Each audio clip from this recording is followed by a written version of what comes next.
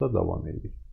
Ölkədə rüşvətxorluq, korrupsiya, monopoliyalar qalır və hətta daha da güclənir. Elə bil ki, təmərküzləşmə gedir. Hamısı bir əldə toplaşması gedir bütün bu imkanların.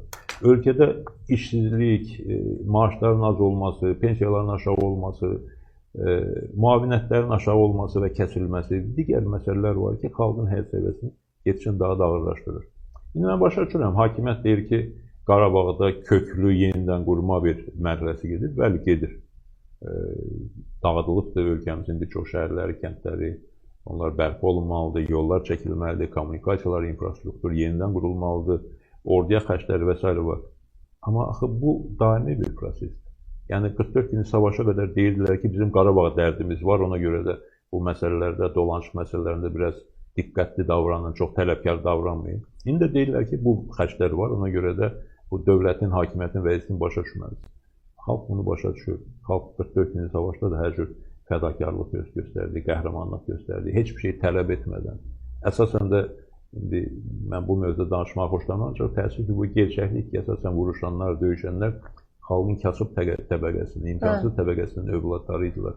Allah onların canı sağ eləsin qalanlarının, qazilərə şəfa versin və şəhidlərimizin də ruhu şad olsun. Xalqımız o fədakarlığı göstərdi və bunun qarşılığında hakimiyyətdən də müəyyən addımlar olmalıdır. Hakimiyyət artıq qalib xalqla münasibətini dəyişməlidir. Ölkədə bu korrupsiya, rüşvətxorluğa, oğurluğa son qoyulmalıdır. İnsanların həyat səviyyəsinin yüksəldilməsi üçün addımlar atılmalıdır. Və indi bunlar deyirlər ki, güya başqa imkanlar yoxdur. Elə mütləq xalqın cibinə girməlidirlər bu problemləri həll etmək üçün. Bəs neftin, qazın qiyməti yüksəlir dünyada.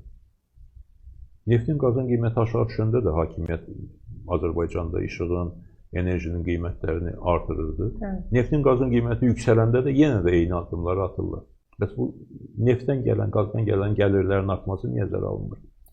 Bəs bu korrupsiya əməli ilə toplaşmış milyardlar niyə bu proseslərə cəlb olunmur?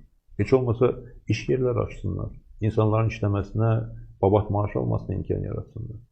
Yəni, bunlar hamısı mümkündür. Əgər hətta və hətta deyirəm, bunu etmək istəmirlərsə iqtisadi azadlıqlar versinlər. İmkan versinlər ki, insanlar özləri öz problemlərini həll etsin. Buna da imkan verilmir axı. Bütün böyük sahələr yox, ən kiçik biznes sahələri də monopoliya alınıb, hakimiyyətdəki ayrı-ayrı məmurların nəzarətinə götürülüb və ona görə də insanlar dolanışıq üçün çox böyük əziyyət çəkirlər, çətinlik çəkirlər və indiki bu qiymət artımı da çox ciddi zərbədir cəmiyyətimizin, insanlarımızın həyat səviyyəsinə.